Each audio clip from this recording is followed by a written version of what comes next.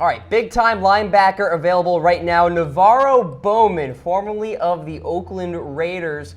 Tom, one of the bigger mysteries so far is why is this guy still unsigned? Yeah, look, obviously there's always reason why individual players have not been signed yet. I guess it's that Bowman is 30 years old and I guess isn't the player he once was, but he was still productive last year. Had a good season. For the Oakland Raiders. I mean, he's not really a guy you want covering tight ends, and I guess that makes a lot of sense, but he is a player that can be a good thumper in the ground game. There are a lot of teams, as I look through the depth charts around the NFL, that I thought could be in the market for another linebacker. And I am very surprised that Bowman has not been signed yet. I think that he can still be a quality player in the NFL. For Bowman to not be signed is one of the bigger head scratchers so far for me. I know that the Raiders still have some interest. We'll get to them later on, but he was by far their best linebacker last year, without a doubt, compared to guys like Nicholas Morrow and Corey James. It was bad last year. Bowman ranked 11th among linebackers according to Pro Football Focus a year ago, so pretty good season. We're taking a look at some of the honorable mentions, teams that aren't inside the top 5, but perhaps you guys should keep in mind. Chargers, Jaguars, 49ers, Vikings, and Cowboys. I do want to talk about the Jaguars actually first, because that would be interesting. I think that's kind of a low-key sleeper pick for Bowman. Now, the first thing is he has to accept he's going to play a lot less snaps because they want Myles Jack and they want Telvin Smith to be their 1-2 punch at the linebacker position. But they lost Paul Pleslosny. I know that they like Blair Brown, the kid out of Ohio. I think, though, if you really want to just make that defense even better it's somehow, gravy at this point. Bring in Bowman on a cheap one-year deal, assuming that is what he's looking for. He gets to play for a contender. The Jaguars get another fit on that end.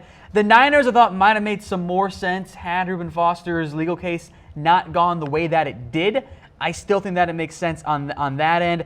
The Cowboys were a team that had interest before this.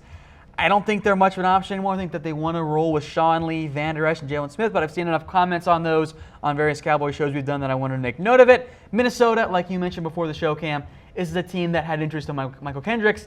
They should have some in Bowman, right? You would think, yeah, at the very least. And then LA, one more team that I think is a little bit of a dark horse pick. I know they like Denzel Perriman. They drafted some linebackers this year in Nwosu and White, I think, will play linebacker, and that's not what they played in college. But they could use one more good thumper on the inside, at least in my eyes. Chargers struggled at defending the run a year ago. Maybe Bowman can kind of help in that department. Agreed. All right, let's go to team number 5 here on the list. We've got the New York Giants. They are always in need of a linebacker, it seems, or at least in the last couple of years. Well, the previous regime just didn't value them. And the reality of the NFL is if you got about 15 points to spend across the 3-man position groups, we'll say front 4, linebackers, and secondary, you can't spend 10 points on each like you would like to have in the NFL. You have to go cheap at other areas. The Giants, for years, went cheap at the linebacker position, and it really hurt them in the passing game. Now, Bowman is not going to be a guy that can stop tight ends, but they got torched by Jason Witten almost every time the Cowboys and the Giants played. They brought in Alec Ogletree. That was a great first step for the Panthers, but we know that GM Dave Gettleman highly values linebackers in a big way, and I was kind of surprised they didn't do more than that. I'm surprised they only brought in Ogletree. If I'm the Giants and I get a chance to go out and get somebody like a Bowman to pair with Ogletree, assuming that they do run more of a 3-4 scheme this year with guys like Olivier Vernon and Lorenzo Carter, maybe some Kareem Martin in there as the outside guys as well, I think that makes a lot of sense. They did lose Devin Kennard. That's fine. He wasn't a true inside backer for a 3-4 scheme. They've liked B.J. Goodson. He's battled injuries in the past. He's going to be an option. And we know that Ray Armstrong can do some good things in coverage, but Herzlich and Munson I don't think are – I know they're not impact linebackers from that sense. So if I'm the Giants, I would have interest. They're ranked a little bit lower, though, because I don't know if they actually have a ton of interest in adding another linebacker right now. All right, so the Giants are there at number 5. Let's take a look at the Patriots here at number 4. Seems like a classic Patriots move to sign a veteran in Navarro Bowman, bring him on over to that defense that faced its fair share of injuries at the linebacking core last year. Well, the good for linebacker starts with Donta Hightower. Now, he was banged up last year. That was a big factor. Their other linebackers that they rotated last year were Kyle Van Noy. Now, producer Harris seems to be a little bit kinder to Kyle Van Noy than me. I haven't seen a whole lot of great play. He's a decent enough pass rusher at times. I just don't think he's a guy you want starting. He's a number 3 linebacker. He's not a number 2 guy. Landon Roberts, producer Harris agrees with me, is bad. That there is no arguing that one there. So those are your top three. I think the top three are kind of up for debate here because you have Marquise Flowers, who's a good special teams player, I think. You drafted Jawan Bentley and Christian Sam. Who knows what you're going to get out of Harvey Lange after he had that bad car accident last year and missed all the season. Sam Bentley were the Patriots' additions in the offseason. Cam, you and I kind of agreed on this. I thought they ignored linebacker way more than they should have this offseason because they had the chance to get someone like a Rashaan Evans. Of course, they would have traded up to get him, but he was right in front of them. They didn't do it. I thought New England in general could have invested more at linebacker. They can rectify that by going on and getting someone like a NaVorro Bowman. Absolutely. And I think it makes a lot of sense. I think maybe NaVorro Bowman could kind of be that glue for the Patriots there at that linebacking core, but we shall see if that comes to fruition. New England's at 4. I like that fit a lot for New England. And this, you kind of mentioned it, that is a classic Patriots move. You go out, you get the veteran who for some reason is unsigned, and you get a bigger addition. Now, David Harris was not that guy because he was just washed up, but it'd be a better version, maybe closer to a little bit more peak Jets David Harris than what we saw last year in Foxborough. All right, so the Patriots are at 4. In comes number 3, perhaps a reunion with the Oakland Raiders. According to a report from 24/7 Sports, this was early May, NaVorro Bowman still on Gruden's radar. And there was also a report from, I think it was NBC out in Oakland, that, the Raiders thought some interest in there. And I think it does make some sense because you brought in Derek Johnson, you brought in Tahir Whitehead, Kyle Wilbur is going to be a Sam, that strong side linebacker spot. Emmanuel Lemur is, I think, more of a backup. We'll see what Azeem Victor does in his first year. I am okay with it. I think when they first signed Derek Johnson, I think I overcorrected a little bit too much, saying, oh, he's definitely not going to come back. I still think there's a chance on that end. I just don't think it's the most likely one. Now, Nicholas Morrow, Marquel Lee, we know what those guys are. They're not going to get the job done. I think that's the unfortunate reality for the Raiders. You don't want those guys playing big minutes. Those are kind of more of your inside linebackers. There is one more outside backer spot, kind of more of that Sam, that strong side linebacker, and they'll rush quite a bit with guys like Bruce Irvin, Cowser, and Angelique Calhoun. Wilbur also fits into kind of more of that strong side special teams linebacker role. And then Azeem Victor as well. I'll make note of him. I think he is more of a down-the-road player, not necessarily a year one impact for Oakland, with guys like Whitehead on the roster and Derek Johnson. That's a fine 1-2 punch. But if I'm Oakland, and if you get NaVorro Bowman to come down to what I would imagine is the asking price for on Oakland's side of thing, which I think has kind of been one of the main issues between those two sides, if you can get Bowman to come back down, wouldn't you like to have at least the option to rotate Johnson and Bowman and Whitehead with not all of them being overly priced contracts?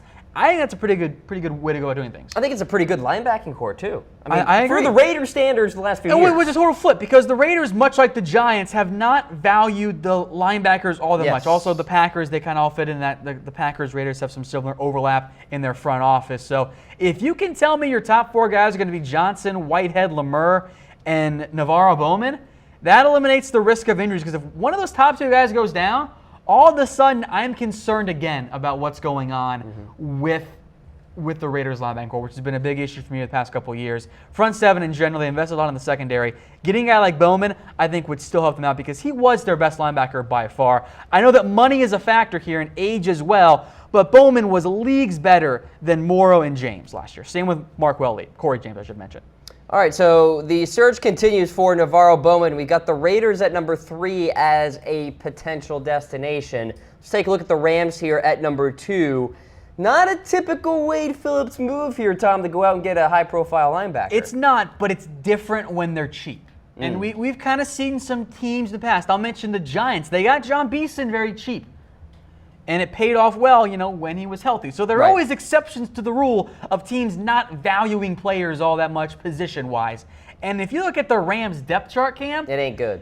They need NaVorro Bowman. Now, the good news is, if you're going to go cheap at a spot, I think you would pick the Rams linebackers in particular to go, okay, we're fine, because the secondary is loaded, and same with that front 7 as well. You can get by with Mark Barron and somebody else. But if you throw Bowman in the mix? Why not? Oh, man. Now, money, I think, is an issue long-term for the Rams. We'll talk more about that later in the show when it comes to free agency stuff.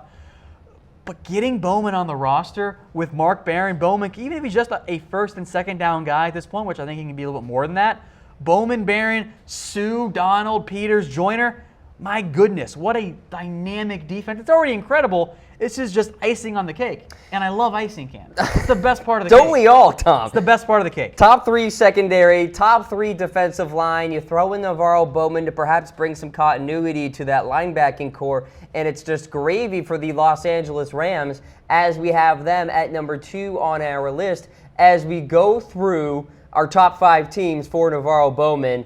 And checking in at number 1 would be the Pittsburgh Steelers. They did bring in John Bostic, but not going to get the job done. Not exactly convincing. Not going to get the job done. One quick note, by the way, I saw this in the comment section, Kevin and Roy and so on, wondering why the Navarro Bowman photo was of him with the 49ers. Well, photo day comes before the season starts, so They didn't make Bowman come in and do his new one for the Raiders. That's why you see him still rocking. They just transfer it over. So, once he signs with this new team, he should get his new jersey. So every For example, Kirk Cousins now has his Vikings thing. Yeah. Well, not quite yet. They'll get to that. I'm pretty sure I saw it online. Oh, really? Yeah. Nice. Cool. Good. Photo day happened already then. So that's why Bowman didn't have one. Anyway, back to the Steelers. This makes too much sense for me, Cam. Like, this is such a perfect team and player fit. The Steelers linebackers are just not good. Like, Vince Williams, I am not a huge fan of. I think he's fine. He's a little too close to a replacement level guy for me, which is what John Bostic is, by the way. A guy that if you have to, okay, you can start. Pittsburgh, I think, has a good defense overall, so they can get by with not top-end inside linebackers. We'll see what Matakevich does. I think he's got some upside, but I kind of think he may be more of a number 2 than a number 3. Terrell Edmonds, the first-round pick out of Virginia Tech, I think he will play some linebacker, namely in sub-packages. But why not do this if you're Pittsburgh? Bring back Bowman, who went to Penn State, not really all that far away from Pittsburgh. You bring him in for at the very least first and second down, and then on third downs, Edmonds becomes kind of your dime and nickel linebacker. And I think that Bowman kind of going back home a little bit there, even if it's just on first and second downs. I see a comment from Anthony Lockhart. I know he's not the best in coverage. You still need 2-down thumpers in the NFL. Right. They're not as highly valued as they once were, but it's still a position of need for the NFL. So if I am the Pittsburgh Steelers, I am trying to get Navarro Bowman. On the flip side, Cam, they've shown little to no interest thus far in getting Bowman, which is just a little bit surprising to me. All right, so here's the summary. The top 5 teams for Navarro Bowman. We got the Giants at 5, Patriots at 4, Raiders at 3, Rams at 2, Pittsburgh Steelers at number 1. Best team for Bowman. Hit us up in this reaction poll here. Give us a heart for the Steelers, a wow face for the Rams, laughing face for those Oakland Raiders, and a like for the New England Patriots. Be sure to let us know in comments. I am, of course, picking the Steelers. I'm sure there are other votes as well. I see some likes for the Patriots as well. I am going to go with Pittsburgh, though.